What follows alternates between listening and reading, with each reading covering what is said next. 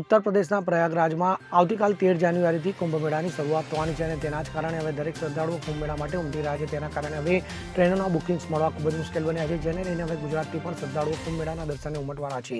પરંતુ ટ્રેનો બધી ફૂલ જવાના કારણે હવે વધારાની અને મફત ટ્રેન સેવા ઉપલબ્ધ થાય તેવી માંગ ઉઠવા પામી છે। તો આ પ્રદેશ પ્રમુખ ઈશુદાન ગઢવી દ્વારા આજરોજ આ મામલે સરકારને રજૂઆત કરવામાં આવી છે। આમ આદમી પાર્ટીના પ્રદેશ પ્રમુખ ઈશુદાન ગઢવીએ સરકાર પાસે માંગ કરી છે કે સરકાર વિના મૂલ્યે વધુ સ્પેશિયલ ટ્રેનો, સ્પેશિયલ બસો અને સ્પેશિયલ ફ્લાઇટ મુકાવે, જેના કારણે ગુજરાતના 3 લાખથી 10 લાખ શ્રદ્ધાળુઓ જે કુંભ મેળાના દર્શન કરવા માંગે છે તે લોકોને હાલાકી વેઠવી ન પડે। તેમણે જણાવ્યું હતું કે હાલ સ્પેશિયલ ટ્રેનો સરકારી દોડાવી છે, તેમ છતાં પણ ખૂબ જ લાંબુ વેટિંગ છે, તો પ્રાઇવેટ બસોમાં ખૂબ જ ભાવ વધારો જોવા મળી રહ્યો છે, જેથી તેમની આ માંગ સ્વીકારવામાં આવે। હિન્દુઓનું આસ્થાનું કેન્દ્ર એટલે કુંભ મેળો।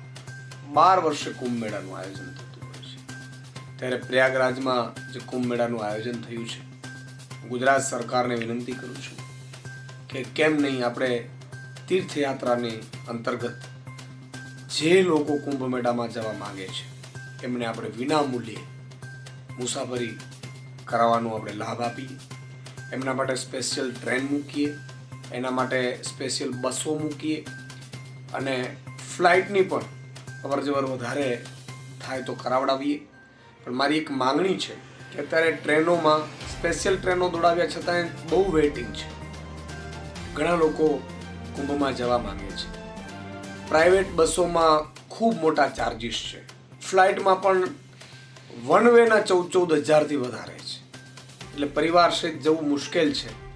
ત્યારે 13 જાન્યુઆરીથી જે કુંભ મેળો યોજાઈ રહ્યો છે, ગુજરાત સરકારને મારી નમ્ર વિનંતી છે કે સ્પેશિયલ ટ્રેનો દોડાવડાવીને વિના મૂલ્યે આપણે એટલું તો કરી જ શકીએ। સરકાર ગુજરાતમાંથી જે પણ 3 લાખ કે 5 લાખ કે 10 લાખ શ્રદ્ધાળુ જવા માંગે છે એમનો ખર્ચો, સંપૂર્ણ ખર્ચો એ ગુજરાત સરકાર ઉપાડે અને કુંભ મેળામાં જતા શ્રદ્ધાળુઓને એક આપણે નવા વર્ષ 2025ની અને આ કુંભ મેળો 12 વર્ષે યોજાય છે એની ભેટ આપીએ એવી મારી નમ્ર વિનંતી છે।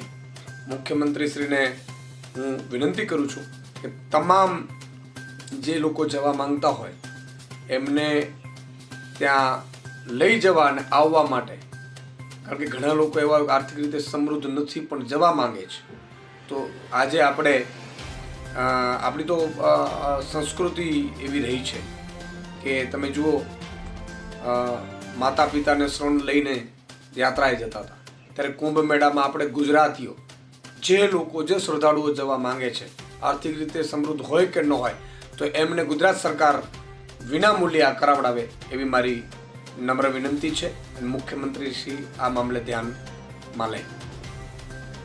Bureau report, CN24 news. હવે જુઓ દેશ દુનિયાની તમામ ખબરો તમારી આંગળીના ટેરવે। ઉઠાવો મોબાઈલ અને Google Play Store પરથી ડાઉનલોડ કરો અમારી CN24 ન્યૂઝ મોબાઈલ એપ।